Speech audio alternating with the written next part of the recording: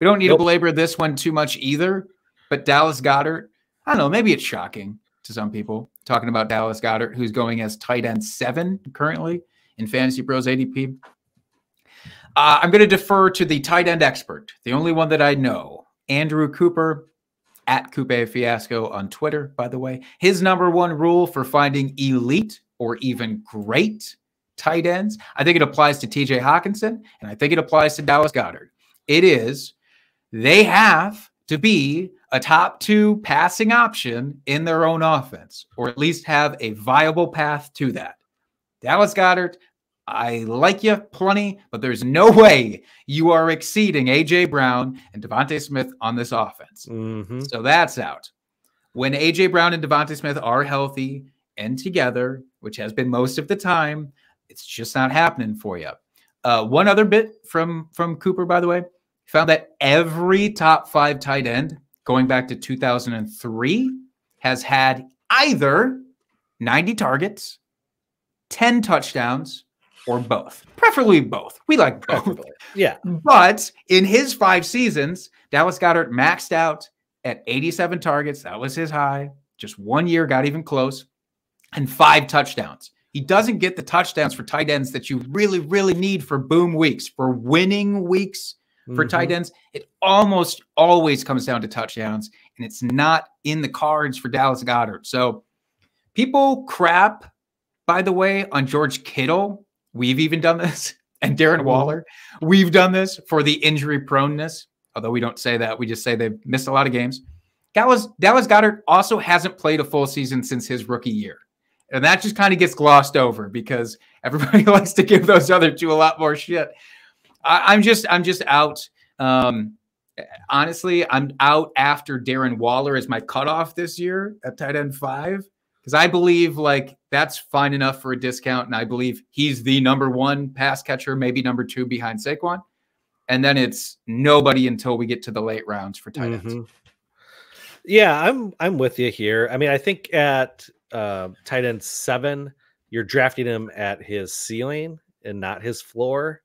Could he maybe sneak up, tight end 6, maybe tight end 5, maybe.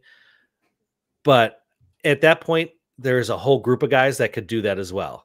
You're kind of getting in that gross area where it's like, okay, tight end 6 to tight end 24, there's not that big a gap in points per game for the most part.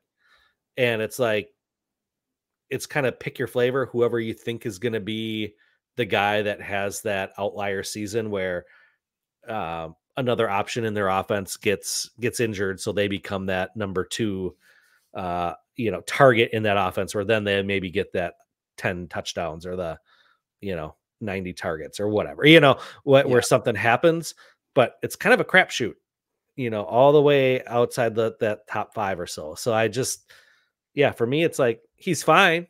I don't mind him for fantasy, but I don't think he's going to win you weeks or do anything special.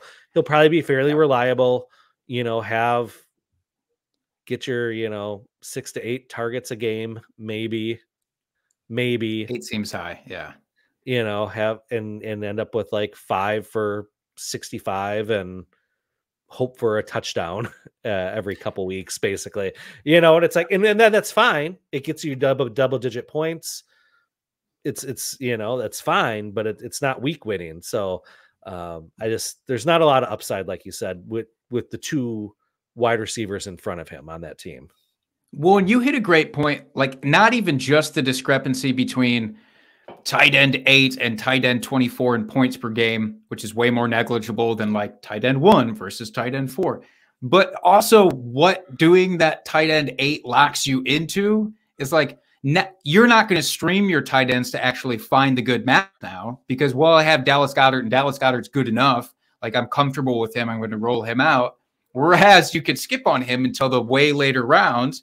And yeah, it's more of a crapshoot, obviously, but you are going to feel a lot better about streaming tight ends if you have, I'll say Tyler Higbee, because in the chat, Timothy Isaac was talking about Higbee, which I agree with. I actually think he's a great late round candidate. But if Higbee doesn't work out for you the first couple of weeks, hit the waiver wires and start streaming. Dallas Goedert, nobody's going to do that until if he goes week 6, week 7, and he still stinks. Yeah, maybe people will start to do that, but maybe you just lock yourself into, you know, bad decisions, I think. Yeah, I agree. And I mean, and he's, I mean, at tight end 7, he's still getting drafted somewhat early. Not like he's probably what, like round 9, round 8, round 9 at that point.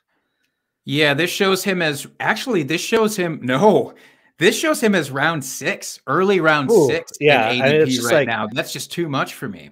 Yeah, and I think a lot of players are gonna, and I know after the draft is done, you're supposed to throw draft capital out the window.